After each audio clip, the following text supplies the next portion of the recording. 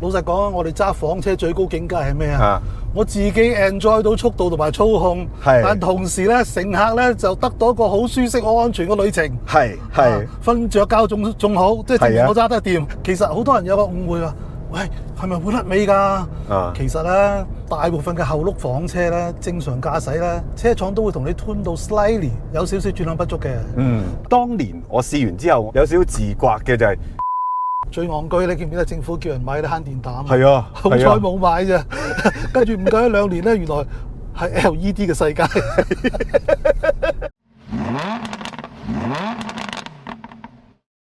喺每一個年代咧，總有一款車型係可以主宰咗成個市場嘅。咁無可否認，依家就係由 SUV 去揸裝啦。但係我自己覺得咧，最平衡到實用性、性能、操控、日用程度，兼且發展得最成熟嘅車型咧，就一定係房車啦。尤其是一啲識車嘅上咗年紀嘅男士，佢哋係特別鍾情房車嘅。究竟個原因係點解呢？咁今集咧，我就揾咗2個踏入中年，亦都好識車嘅男人去現身說法。一個就係因為要照顧屋企人，買咗部 MPV， 但係佢個 second car 咧係一架房車，仲要揸咗20幾年嘅阿 Sir。另一個咧就係佢應該試過百部房車，自己亦都買過好幾部嘅一個一家之主，應該係嘅。咁就聽下佢哋2位點樣講房車對於佢哋嘅人生有咩影響啦？咦係喎，我咁後生，原來我都揸緊房車喎，點解嘅咧？頭先阿福話咧，你堅持咗20幾年，我諗下，你真係揸咗20幾年喎，你自己嗰部 IS。係啊，我記得我細個嘅時候，第一部車係揸房車啦，買車都係諗住最好係房車啦，好似係呢種形態3廂先至係車嚟嘅喎。係啊，私家車同呢啲3廂式嘅車就係一個等號。可能好多觀眾覺得，哇，房車而家仲係咪潮流啊？係咪潮流我就唔敢講，但係房車喺我自己嘅經驗裏邊，空間啦、操控啦、實用性啦、舒適性啦，諸如此類加埋一齊，房車係比較容易造就到一個比較完美啲嘅一種狀態。你又同意咧？咁事實上真係咁樣，因為房車唔係話有個天才設計部房車出嚟，唔係咁樣啊。其實係好多人用咗好多時間改善改進，到最後就成為咁樣嘅形態啊嘛。第2次世界大戰之後，經濟開始恢復，多人買私家車，私家車要平。咁再用以前嗰種方法去做車咧，太貴太重太論盡啊嘛，於是乎咪有 unibody 咯，軸佢就會縮翻短啲嘅，因為做唔到咁長嘅，咪變咗有頭有尾咯。以前嗰啲車個頭轆尾轆就喺個車嘅前端後端嗰度啊，就冇所謂 overhang 噶嘛。冇嘅係。所以成件事係有咗3廂式之後，就有咗呢種房車嘅形態。啲人後來再發展出嗰啲咩 V，其實都喺呢個基礎上高嗰度變翻高少少啊咁樣啫嘛，整個揭尾啊咁就係咁多咯。係喎，其實我哋喺公司成日傾偈咧，傾到房車呢個話題咧，你有講過，喂，房車嘅形態應該30至60都啱嘅喎。咁啊係，佢快可以快到俾你，個舒適性又可以俾到你，方便實用性又俾到你。咁我喺大陸成日長期旅行啦，知道啦，揸好遠啦，我都係會用房車去嘅。我反而唔用 MPV 去嘅。其實坐得耐啲嚟講咧，其實房車係舒服嘅，尤其是日系嘅房車。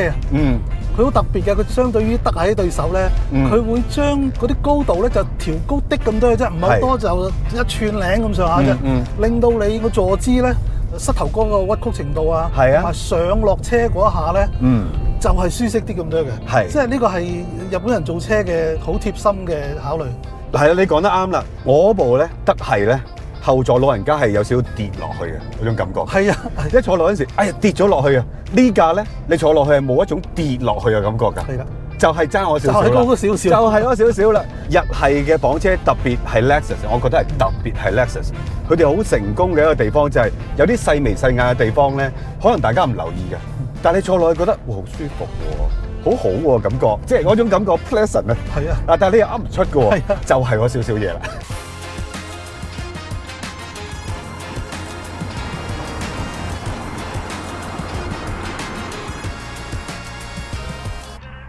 老 Sir， 我今日揸翻呢架 IS 300H 新款嚟㗎啦，我好大感觸。原來我對上一次應該係揸第2代嘅，我其實係有啲失望嘅，因為第1代 IS 實在太出色。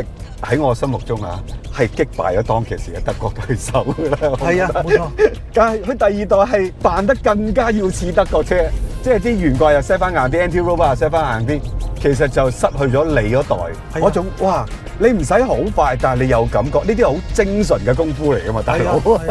喂，而家揸翻呢一架新款 IS 咧，揸第一代嘅感覺又翻返嚟啦。第一代我擁有啦嚇，係啊，第二代我亦都揸過啦。明顯你覺得就係第二代佢真係 set 硬咗，尤其是 anti-roll bar set 得硬。即係老實講啦，架車個 geometry 咁靚，就好靚。有佢 roll 咯，你 roll 極個碌都係打動水啲地下㗎嘛。係啊。咁你俾個車 roll 咧，人又舒服，車又舒服。車又舒服，係啊。咁你轉呢彎上嚟啦，流水行雲咁樣。係啊。翻到嚟呢架咧，就有翻呢種味道。有啊，嗰種揸車嘅感覺真係冇講大㗎，軚盤、懸掛、剎車、油門，所有嘢嗰個比例又翻嚟，我好容易揾到一種好舒服而有速度嘅揸法。係啊，即係我相信連坐後邊嗰個都唔覺得你揸快車嘅，即係特別係我用你嗰種慣常嗰種放羊式嘅落山方法，哇 roll 少少咁，好舒服，有速度，有感覺。老實講，我哋揸房車最高境界係咩啊？我自己 enjoy 到速度同埋操控，但同時咧，乘客咧就得到一個好舒適、好安全嘅旅程。係瞓著覺仲好，即係我揸得掂。揸房車嘅人咧就要有呢種咁嘅心態。好多人就話其實 IS 好好揸，佢未必係最快嘅車喺呢一個世代，但係揸嘅感覺我好中意啊！就係呢啲對駕駛有要求嘅人咧，揸房車。特別係揸後轆先至俾到你。其實好多人有個誤會啊，喂，係咪會甩尾㗎？其實咧，大部分嘅後轆房車咧，正常駕駛咧，車廠都會同你 tune 到 slightly 有少少轉向不足嘅。等你嘅車定啲嘅。所以咧，你得到後轆車嗰種有趣嘅感覺咧，唔係來自咩甩尾呢隻誤會。係。而係重量冇咁集中喺車頭咧，成個旋轉慣性低咗啦。turn in 個反應咧係敏捷好多嘅。你俾油咧，車尾係咪有反應咧？有嘅，但係唔好諗住話踩到會甩尾嗰種唔係。而家今時今日嘅車點會到你咁樣玩咧？係啊。仲有就係尾轆車嗰個頭轆咧，因為佢唔需要負責推動力嘅，冇咁多嘢做。佢俾到你嗰個回軚力咧就順好多啊。咁就唔會話喺個轉彎過程裏邊、比優過程裏邊咧，嗰個回軚力會有變化，唔會有變化。你咪覺得個人同個車溝通咪精準好多？呢個就係樂趣嘅來源。但係你話喂，真係爭幾多啊？條數點計啊？老實講啊，你俾多幾個大黑板我啊都可能成個鐘頭先至可以畫得晒啲圖出嚟。咁所以就唔好講啦。但係人咧係有呢種感覺喎，呢個精微嘅感覺咧，人係感覺到嘅喎。無論係好似呢一部後驅房車嘅 hybrid， 甚至係我哋陣間轉頭再試嘅 ES 頭驅嘅 hybrid， 都幾肯定係慳到油嘅。其實係啊，凌志嘅 hybrid 慳油就真係出晒名㗎啦。其實龍 Sir 咧有好深入咁介紹過凌志到 hybrid 嘅，大家不妨就去翻我哋嘅資訊卡度睇一睇翻。嗱，坐定定上好堂啊，記住啊！嗱，轉頭我哋又試埋架 ES 頭轆大架，睇下有咩唔同。係啦。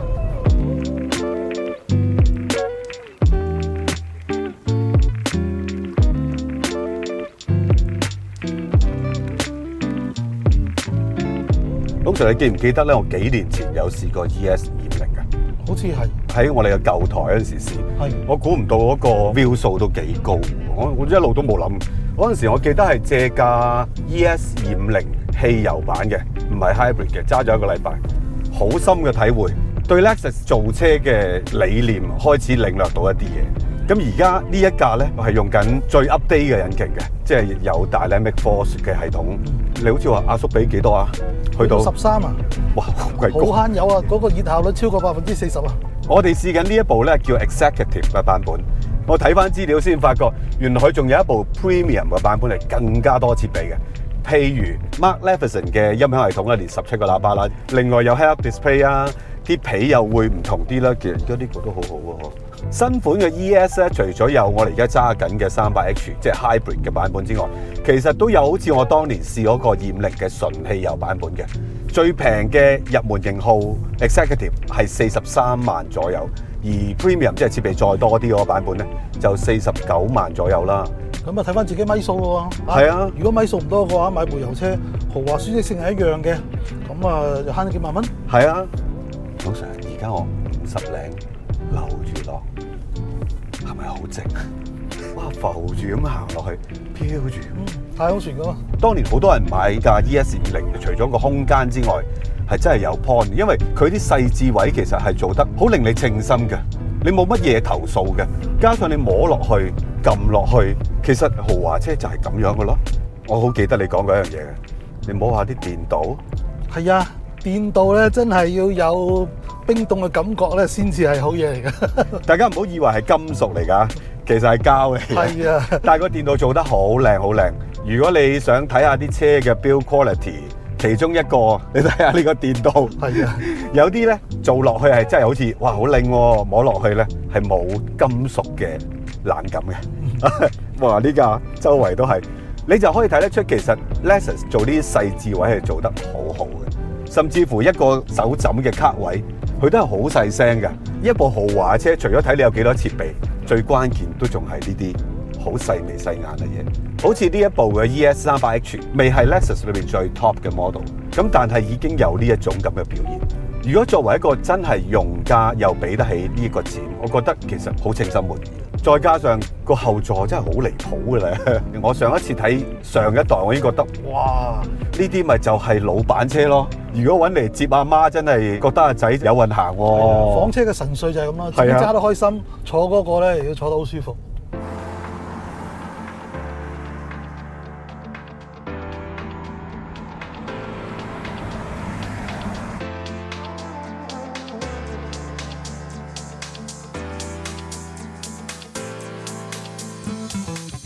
老常我一路有個問題就係，喂，雖然買後轆帶動嘅房車係可以做得個空間好好啦，但係都唔會咁離譜，真係打得好緊要啊呢部。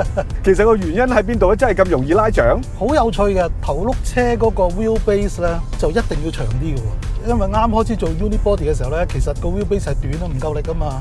但係當佢發展到轉頭轆嘅時候咧，即係老實講，當時嘅車廠當埋條底褲啊，都要做個長啲嘅 wheelbase 啊。咁嚴重？係啊，因為長啲嘅 wheelbase 係貴啲噶嘛，成本高啲噶嘛。係啊。但係你轉頭轆咧，你唔長又唔得嘅喎，因為你一起步個重量轉移嘅話，如果你 wheelbase 短，頭轆咪更加少咗 traction。咁點行啫？係喎。咁所以咧幾窮啊，都要做一個長嘅 wheelbase 出嚟。嗱，但係你唔好理，世事嘢就係咁樣噶啦。有時最初啲嘢咧係為勢所逼做出嚟，但係當你向住呢個方向一路行嘅時候咧，你就發覺原來呢條係光明大道嚟嘅，你嘅車係會更加穩定啦。係，好似呢架咁，後座咧可以更加舒適，伸住隻腳嚟坐都得。同時咧，頭轆車因為嗰個尾轆唔需要有好多機關啊，個 unsprung weight 又唔高啊，個懸掛系統又唔需要做到咁複雜咧。所以咧，除咗個 wheelbase 長，leg room 多之外咧，仲特別舒服嘅。係，呢個就係頭轆房車嘅優勢。其實呢架就係呢一種車嘅其中一個典範。係啦，冇錯，真係好舒服啊！成架車真係唔係話單單有啲咩幾多道落啊，有幾多咩古靈精怪嘅設備，係成個乘坐氣氛。仲有就係其實架車係幾長嘅，但係揸上嚟好易揸，好容易可以控制到個 body flow 好平穩。車身嘅剛性好，懸掛嘅設計精細，隔音物料用得足，就會有呢種氣氛。當年我試完之後有少少自刮嘅就係，可能我哋太過俾其他嘅國家嘅造車哲學影響咗，反而忘記咗日本車廠喺一啲應該要做嘅事上邊，佢做得好細，做得好足。咁你話個潮流唔係咁樣 ，sorry 喎，佢哋係做緊佢哋自己覺得啱嘅嘢，我唔係同佢哋賣廣告，係我當其時試完好深嘅體會，一部空間咁大嘅車，你劈乜鬼啫？咪舒服咁揸咯。其實佢唔夠快咩？唔夠力咩？又唔係啊！好多牌子嗰個快咧，係營造咗一種快嘅感覺俾你嘅啫。而 Lexus 做車咧，就係無論你中意快好慢好，佢嗰個寧靜舒適呢一條底線咧，佢係唔會放。係啊，唔會放㗎啊！即係話咧，你有本事你都可以快。即係話，如果你想將個車開快啲咧，佢會幫你手嘅。但係佢唔會做一啲氣氛咧，去話俾你聽好緊張啊，好恐怖啊嗰種咧，佢唔會嘅。嗱，咁我就快俾你睇下先。我唔使驚啊，定知快起上嚟咧，都係好優雅嘅。Manual 三波，好穩定啊！嗱，好少揸呢個速度啊，龍 Sir 係唔大戒㗎，通常佢都我揸個 IS 快過而家好多。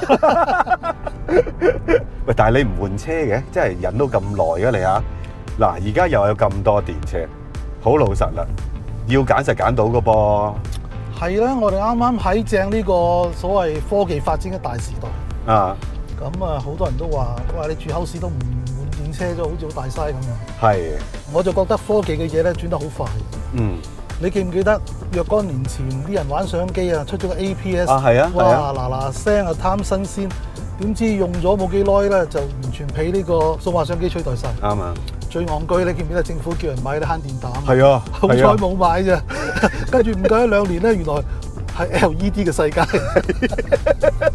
係屋企仲有好多慳電膽，真係瀨嘢。嗱，你睇下而家電動車個氣勢，好似真係紅火火咁樣。係啊。咁老實講，如果科技發展嘅方向真係咁嘅，你方將來冇得揸啊！調翻轉頭揸油車冇得過你揸喎。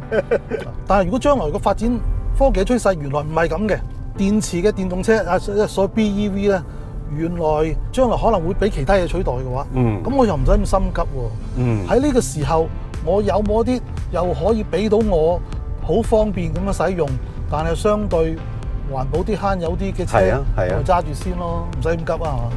仲有就係好似 Lexus 呢一套 hybrid， 其實真係好成熟噶嘛，即係你而家買到嘅嘢係最成熟嘅嘢咯。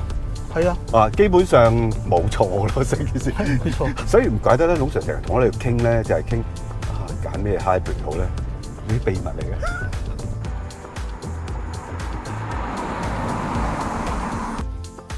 龍 Sir 摸咩啊？愛不釋手啊！我哋頭先喺大帽山跑咗咁多轉㗎，你摸下。咦，好鬼凍喎！喂，個熱效率真係好高喎，犀利！喂，唔怪得阿龍 Sir 咁中意呢套 hybrid 系統啦，即係嗱，大家想睇翻啦，龍 Sir 介紹 hybrid 系統咧，特別係呢一套咧，記得睇翻個資訊卡啦。嗱咁啦，1換1 IS 300H， 即係呢部換你部 IS 200，制唔制？咁又唔得。老實講，呢架6氣缸手波。真係愛不釋手嘅 baby 嚟嘅，好似冇啦，冇呢類嘢。最多啊，執拾下個車庫，放多假。哇！咁啊兩全其美咯。嗱，不如大家開下玩笑啦。你覺得我同阿龍 Sir、阿福叫我哋咩啊？中年人啊，我唔認㗎啦，我唔認㗎。究竟適合揸乜嘢嘅車咧？嗱，你噏得出，我同阿龍 Sir 都未必買得起，但係大家傾下偈啦。當然記得 subscribe 我哋嘅 YouTube channel CLS。如果大家想支持我哋嘅，亦都可以用 Super Thanks。我哋會好開心嘅，咁記住 Facebook、IG 都係要大家 support 嘅，多謝晒。